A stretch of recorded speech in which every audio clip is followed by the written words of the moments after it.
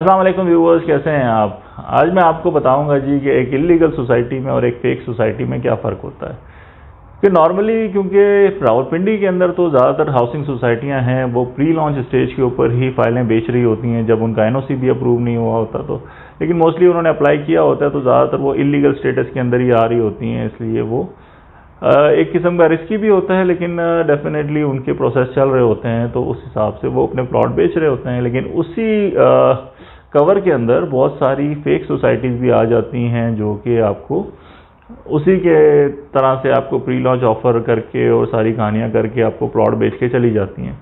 तो fake society से आपने किस तरह बचना है जी, इलीगल और इसमें डिफ्रेंशिएट करना पड़ेगा आपको, ताकि आपको कोई बड़ा रिस्क ना हो, बड़ा नुकसान ना हो और आपके पैसे ना डूब जाए। अगर आपने किसी जगह इन्वेस्ट करना हो तो सबसे पहले तो आपको यही कोशिश करनी चाहिए कि आप लीगली अप्रूव्ड हाउसिंग सोसाइटी है उसी के अंदर इन्वेस्ट करें और उसके अलावा कोई इन्वेस्टमेंट ना करें।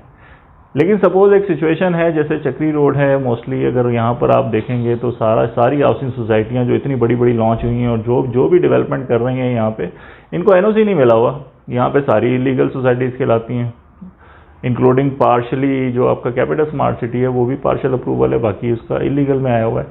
तो यहाँ पर अगर आपने कोई इन्वेस्टमेंट करनी है तो फिर आपके पास क्या ऑप्शन होता है।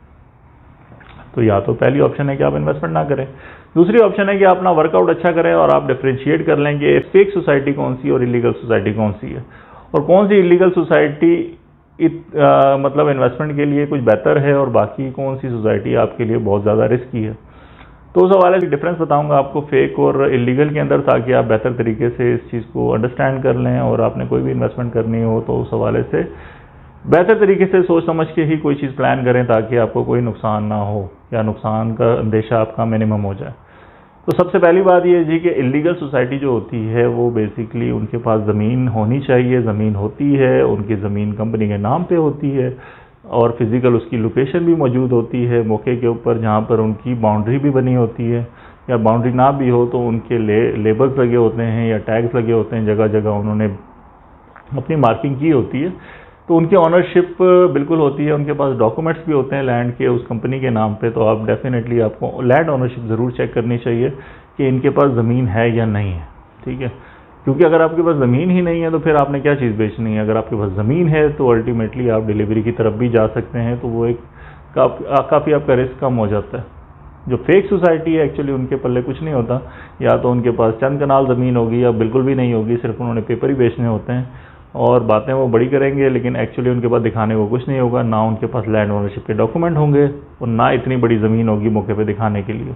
दूसरी बात होगी जी एनओसी प्रोसेस के हवाले से। सबसे पहले जो आपकी इलीगल सोसाइटीज़ हैं उनका कहीं ना कहीं आपका एनओसी प्रोसेस का हो रहा होगा, उसके लिए अप्लाई किया होगा, उसके कोई डॉक्यूमेंट्स होंगे, जो उन्होंने लैंड सर्वेस करवाए हैं उसके डॉक्यूमेंट्स होंगे, जो एप्लीकेशन दी हुई है उसकी कॉपी होगी, जो वहाँ से रसीद या लेटर को इशू हुआ है या प्लानिंग परमिशन उनको मिली हुई है तो उसका यकीनन उनके पास लेटर होगा और वो आपको दिखा सकते हैं। जो फेक सोसाइटी है उसके पास कुछ नहीं होता, ना उसने कुछ अप्लाई किया होता है, ना उसके पास कुछ होता है, तो एक्चुअली उनके पास दिखाने को कुछ नहीं है। अगर वो सिर्फ बातें कर रहे हैं और आपको कुछ भी नहीं दिखा पा रहे तो इसका मतलब कि वो फेक है, उनके पास कुछ भी नहीं है। तीसरा पॉइंट ये है कि जो इलीगल सोसाइटीज़ होती हैं वो मोस्टली उनके पास अपनी ऑनरशिप होती है चीज़ों की, जो ऑफिसेज हैं, जो गाड़ियां हैं, जो मल्टीपल उनके साइट ऑफिसेज हैं, हर चीज़ उनकी अपनी ओनरशिप होती है, अपनी मलकियत होती हैं। तो हर किस्म की प्रॉपर्टी उनकी अपनी मलकियत होती है, वो कोई रेंटेड चीज़ें नहीं होती। फेक सोसाइटीज़ का मसला ये होता है कि वो मोस्टली आपके रेंटेड ऑफिसेज के अंदर बैठेंगे, रेंटेड गाड़ियाँ होंगी, रेंटेड गार्ड होंगे, शशके होंगे, लेकिन सब किराए के होंगे, अपना कुछ नहीं होता। वो ये चीज़ें बस शशके दिखाने के लिए और माल बेचने के लिए होता है, बेच के वो फिर भाग जाते हैं, उनका पता भी नहीं लगता। तो चौथी बात ये होती है कि जो भी ऑफ़र दे रहे हैं, या प्लॉट हैं या घर हैं या अपार्टमेंट हैं, कोई भी इस तरह की ऑफ़र दे रहे हैं, तो जो आपकी इलीगल सोसाइटी है वो नॉर्मली उसकी प्राइसेस जो हैं वो आम मार्केट प्राइसेस से तकरीबन 10, 20, 30% कम होंगी, बहुत ज़्यादा फ़र्क नहीं होगा। मतलब सपोज़ अगर किसी जगह का रेट 20 लाख रुपए चल रहा है तो यहाँ पर हो सकता है 12, 13 लाख, 15 लाख इस तरह का रेट होगा। लेकिन फेक सोसाइटी आपको हो सकता है कि तकरीबन 5 लाख की भी ऑफ़र करे, 6 लाख की ऑफ़र करे, 4 लाख की ऑफ़र करे, लेकिन यानी कि वो इतनी अच्छी ऑफ़र करेंगे कि वो जो आपको यकीन ही नहीं आएगा यार इतना सस्ता प्लॉट कैसे मिल सकता है।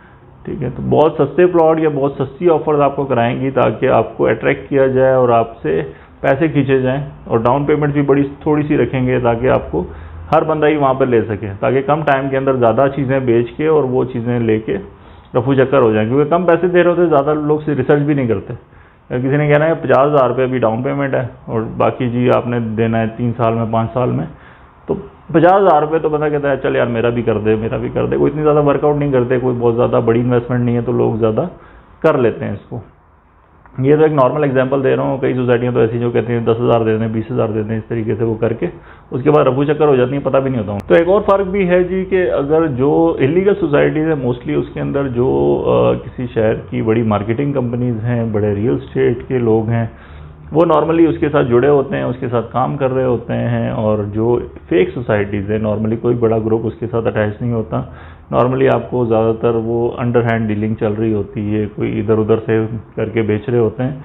और जो भी उनके मार्केटिंग के लोग हैं वो नॉर्मली मार्केट के नहीं होते, वो आउटसाइडर होते हैं, उनका कोई बैकग्राउंड नहीं होता, कोई पता नहीं होता। बहुत कम केसेस में होगा कि कोई थोड़ा बहुत उन किसी का बैकग्राउंड हो या पीछे कोई डिलीवरी की हो, अदरवाइज कोई डिलीवरी नहीं होती, कोई बैकग्राउंड नहीं होता। एक और भी डिफरेंस है कि इस तरह की जो इलीगल सोसाइटीज़ होती हैं उनका कोई ना कोई बैकग्राउंड पीछे होगा। बहुत सारी सोसाइटी है, जैसे फैसल टाउन को आप ले लें, इलीगल है फैसल टाउन फेज 2, लेकिन पीछे आपकी सोसाइटियाँ 4 चल रही हैं। इस तरह मल्टी गार्डन है, इसी तरीके से आपका ब्लू वर्ल्ड सिटी है, उसकी भी कोई बैकग्राउंड है, डिफरेंट सोसाइटियाँ चल रही हैं। कैपिटल स्मार्ट सिटी है, या और भी कोई भी सोसाइटी हैं जो कि बैकग्राउंड के साथ चल रही हैं, तो काफ़ी ज़्यादा एक सिक्योर होती हैं कि यार अल्टीमेटली उन्होंने पहले भी डिलीवर किया हुआ, तो यहाँ भी अल्टीमेटली इवेंचुअली डिलीवर हो जाएगा।